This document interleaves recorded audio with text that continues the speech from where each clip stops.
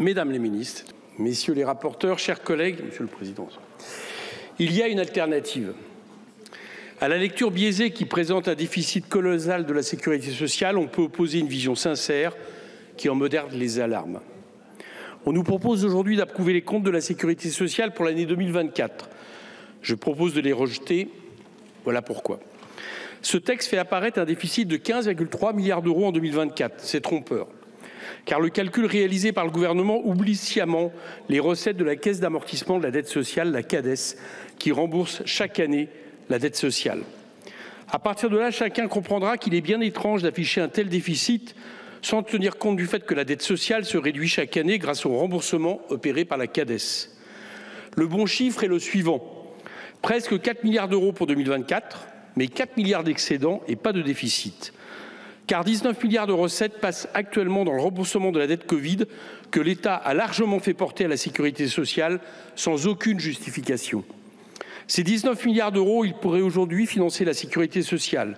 Et une fois ramenés dans le giron de l'État, cette dette pèserait moins car l'État roule sa dette et n'en rembourse que les intérêts, contrairement à la sécurité sociale qui rembourse aussi le capital.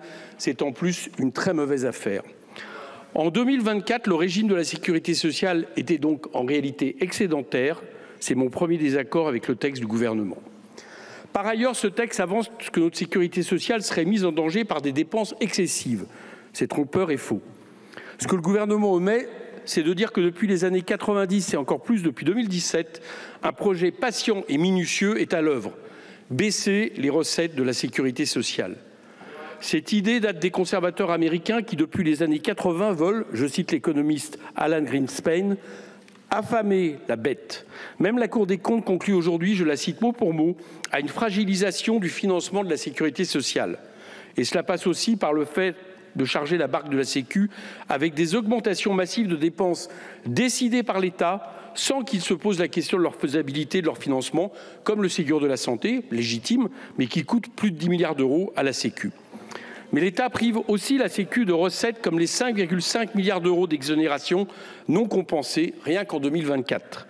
Citons également l'auto-entrepreneuriat, qui est érigé comme modèle totem du gouvernement depuis 2017, 700 000 auto-entrepreneurs, dont les taux réduits de cotisation ne rapportent rien aux caisses.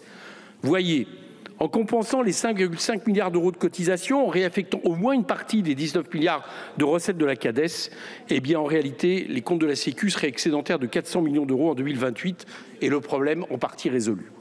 Mais on peut aussi aller plus loin. On peut par exemple soumettre à cotisation les dividendes et les rachats d'actions. C'est possible. Cette mesure, je rappelle, avait été adoptée dans le budget de la sécurité sociale pour 2025. Avant d'être balayée par 49.3, elle rapporterait 10 milliards d'euros. On pourrait aussi modestement augmenter les cotisations d'assurance vieillesse de seulement plus 0,25 points par an pendant 5 ans, ce qui rapporterait 2,5 millions d'euros par an. Avec ça, la sécurité sociale serait excédentaire non de 400 millions, mais de 18 milliards d'euros en 2028. Et en plus, nous pourrions financer l'abrogation de la réforme des retraites en revenant de 64 à 62 ans. Car la solution n'est pas de travailler plus vieux. Le corps recommande une nouvelle fois le recul de l'âge de départ à la retraite. Pourtant, on a bien vu que la dernière réforme imposée par M. Macron ne règle pas le problème puisque désormais, on pense qu'en 2030, le déficit sera 6,6 milliards alors qu'on l'estimait à 1,7 au moment de la réforme. C'est inapproprié à un moment où le chômage repart à la hausse et atteindrait 8,3% en 2026 selon l'OFCE. Et c'est inapproprié à un moment où la productivité recule. Je rappelle, moins 3,5% entre 2019 et 2023. Donc, dans ce contexte, laisser les gens plus longtemps disponibles pour travailler, c'est un contresens. Ça ne donne pas d'emploi aux chômeurs, ça en crée même davantage. Pour conclure, je souhaite insister sur 2 points. Ni l'assurance maladie, ni les retraites ne sont en cause. Sur la première, il y a des baisses en recettes, comme je l'ai dit, mais aussi en dépenses. La Cour des comptes est claire. 304 millions d'euros d'annulation ont concerné les établissements de santé, ce qui a contribué à majorer d'autant leur déficit. Ce sont donc bien que des coupes budgétaires qui creusent en partie les déficits de la branche maladie. Sur la seconde, même le dernier rapport du Conseil d'orientation des retraites, qui nourrit pourtant la petite musique gouvernementale sur le recul de l'âge de départ, admet pourtant que la quasi-stabilisation des dépenses prévues d'ici 2070 reste une vérité évidente par rapport au PIB. Au contraire même, on pense même qu'ils baisseront ces dépenses. Chers collègues, il y a une alternative. La sécurité sociale n'est pas acquise, elle a été conquise. Il faut retourner chercher les recettes que nous avions avant. Il faut cesser d'abaisser les revenus du travail, y compris la part socialisée du travail que vous appelez cotisation quand vous êtes de bonne humeur, puisque surtout vous parlez de charges. Il faut s'opposer à cette politique de faillite organisée. Il faut rejeter cette loi d'approbation des comptes. Merci.